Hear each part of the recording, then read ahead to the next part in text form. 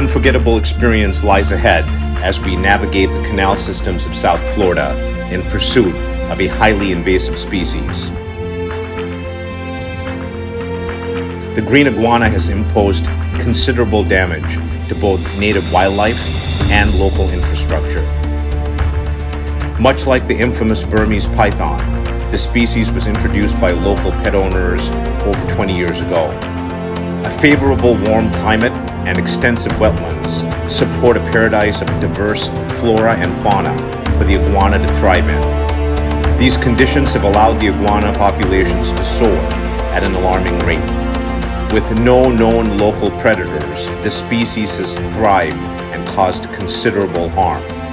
Hunting is being used as a critical tool to contain the iguana and provide much sought-after game meat. Yet another extraordinary example of how hunting can be used to protect the lands we've been afforded.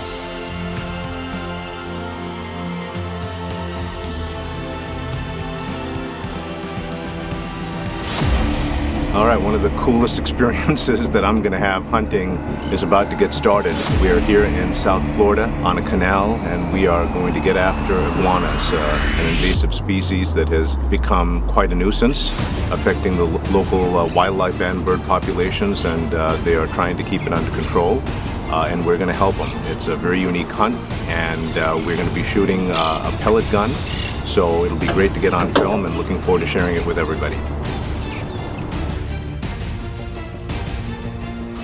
Here we go. There's a good one right there. Cody, are you on him? Yeah, I'm good. Go ahead when you're ready. All right, got it. Here we go, Mike. Take him. Good shot. Yes. Got him.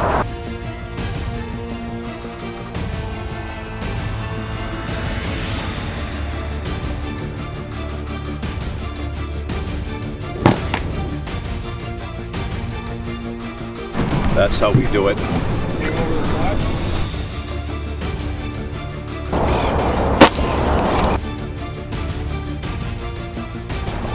Killer shot, just made it. Thank you, sir. The smaller ones make for smaller targets. Some of the more technical shooting I've done, boats drifting, a little waves coming in, you gotta time it. And a blast, and we are in full mode iguana control.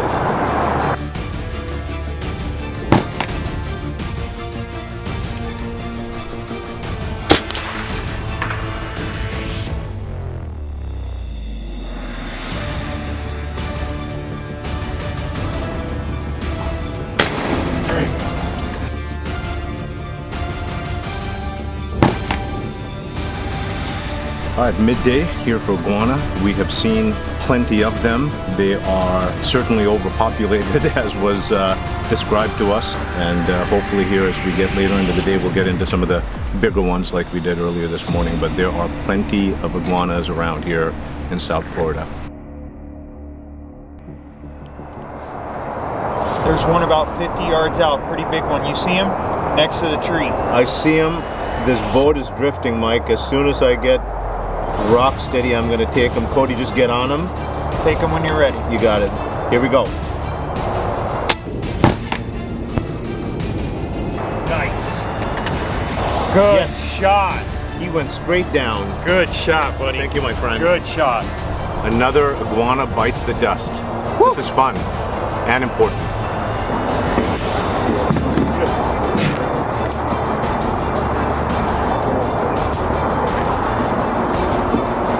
Much bigger than that one.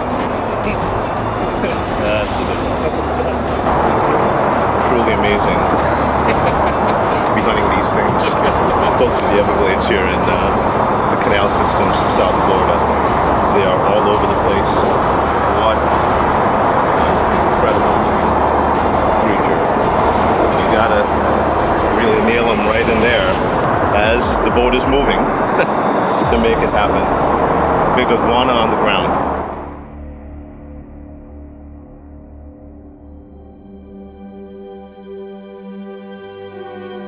All right, so when I decided to do this iguana hunt in South Florida, I decided to hire the best. And we have Captain Mike here, who's a true expert at getting after these guys. He's been doing it for quite a long time, and I thought with this being such a unique hunt, it would be great to get some insight from the guy on the ground that is managing these animals on a daily basis. So Mike, pleasure to meet you, my friend. Pleasure to hunt Thank with you for coming out. But it would be great to share with people how these iguanas came to be here in South Florida. So the biggest thing about the iguanas here in South Florida to understand is that the iguanas, they did not migrate here. They did not come here naturally. The way these animals made way to South Florida is one way and one way only, and that's the pet trade. Interesting. So now we have literally hundreds of thousands of them. Clearly they don't have a issue with procreation. So tell us a little bit about a male, female, how many iguanas they can have on a yearly basis. Just give us some insight into that, please. So the biggest thing and the most important thing to understand is that everywhere that these iguanas exist naturally, they have natural predators. Okay. Well, here in South Florida, they have no natural predators. So they're able to continue breeding and breeding and breeding. Okay. Now, one male all on his own can have anywhere from 1,000 to 3,000 babies a year. That's incredible. Absolutely incredible. And he does them approximately 50 at a time. And here in South Florida, it almost seems like they don't even have a season. They're constantly breeding here. Because they don't have any predators controlling the population. So that's correct. That's why there's hundreds of thousands of iguanas running around. So switching to what we're doing here, it's an incredible hunt. It's very unique. We're working canal systems and getting after them. But explain to people why it is important for us to control these iguanas relative to the natural habitat and the animals that are here. So the most important thing about this is we definitely enjoy the hunt, but more importantly, I enjoy preserving my ecosystem. And that's where this comes into play. Going back to these animals have no natural predators. If we just let them keep going, they're going to tear apart our homeland here. The iguanas, the type of destruction that they do to these areas, besides the tunneling and spreading diseases and carrying ticks all over creation, more importantly, they're eating a couple key animals in the ecosystem. Okay. Like we talked before, one of them being the burrowing owl. Yes. Luckily, to still be able to find them these days, they are in the endangered species list. With the few that are left, the iguana having them as snacks, that's not necessarily a good thing for us. And it's not just the burrowing owl. It's many different bird species that are around here, many other small species that exist. Every species is important to an ecosystem, and Yes. that's why intended species are the species that need to stay. Excellent. So now let's go into how we control them. We've made a big effort in the last couple of days to hunt bigger males, okay? Would be really, while I know the reason behind why we're doing that, instead of shooting all of them. From watching them a lot, I've learned that the main male's job in life is to protect his females. That's how he talks himself into having a harem of anywhere from 10 to 50 females that depend on him. So when we come to a situation where we know there's a den or a situation that's holding a lot of iguanas, we're specifically going to try to target that breeding male first. And the purposeful reason behind that is, number one, he's the one making all the babies. He's causing the problem. Without a male, we wouldn't have any more babies. But more importantly, his job is to stay outside of that burrow, stand guard and protect. Gotcha. Which gives us a shooting opportunity. I'd like to end with some fun facts. You made a comparison to the dinosaur. This is the animal that we can hunt today that's the closest to the dinosaur. If you could tell us the relationship there, that'd be So great. he did exist with the dinosaurs. He did walk around just like the alligator did. Now the most interesting thing to me about this animal is for 4,000 years this animal spent its life eating vegetables. In the 25-30 years that this animal has existed in the South Florida area, it has curbed its appetite from being solely on vegetables to now crossing over into the meat world. Fascinating. This is an unbelievable example of evolution. Incredible. And you said prior they didn't have teeth. Now they have very tiny, about 100 razor-like. About 100 shark's teeth to the top, about 100 shark's teeth to the bottom. Evolution adapting to the terrain, and clearly the iguanas here have everything they need. They have plenty of green grass, they have plenty of little critters to go after. They're prospering for a reason. The habitat gives them the ability to do it. In them doing well, it's hurting the animals that were here to begin with. So we are now trying to equalize the ecosystem, help bring some of these other animals back. We'd like to make sure animals like the burrowing owl, which is a beautiful animal, will be off the endangered species list. So again, this is a hunt that was fantastic to film for quite a few reasons, but the most important is that we really now understand why this is important. So Mike, I really appreciate your time in sharing your knowledge, which is tremendous with everybody. Thanks for putting a great hunt together. I appreciate you spreading the word. You're very welcome, and we'll look forward to doing it again. Thank you. Thank you, sir.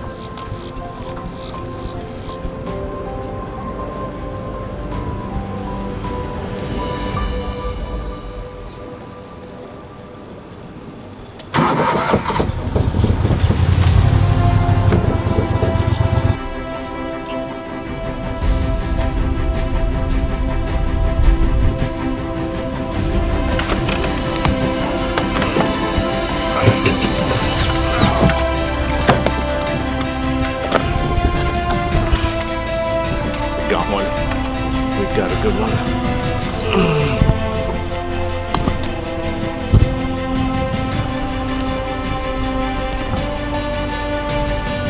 That was truly an exciting fishing expedition, and this combines definitely a fishing pole and an iguana. What an amazing combination. You got to be awfully still, get them coming into the noose, and it's exciting stuff. Great to get on film.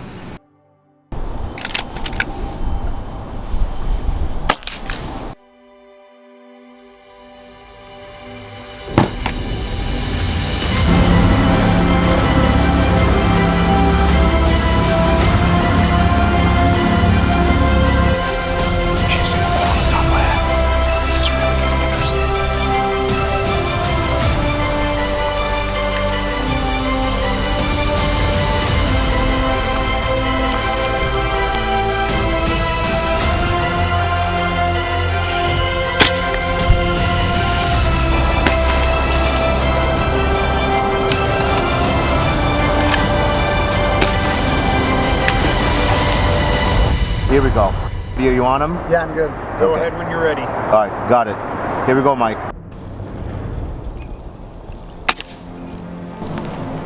All right, one more iguana to the total, and we're done. It's a wrap. The hunt in South Florida after the iguana was truly an enlightening experience. Filled with action and adventure, this was truly one of the most unique and memorable hunts I've had the good fortune to experience. Seeing the significant damage the iguana has done to local wildlife, as well as infrastructure, was eye-opening and heartbreaking. Navigating the canal systems in South Florida afforded me the opportunity to see how vastly the population has grown after their introduction over 30 years ago. The perfect habitat, combined with the ideal weather, has given the iguana a tremendous environment to prosper in. Hunting is serving as an invaluable instrument to control the population as well as provide a popular protein to local communities. The iguana, with their ability to procreate at a rapid pace, unchecked, would have a devastating effect on local wildlife, such as the burrowing owl. To be successful on this hunt required some keen marksmanship. Armed with a pellet gun and a target the size of a penny, I was able to make a difference. Hunting is my passion, and through this hunt, I was able to take that passion and make a positive impact on the lands of South Florida. Once again, hunting is being used as an important part of game management to control an invasive species, the iguana.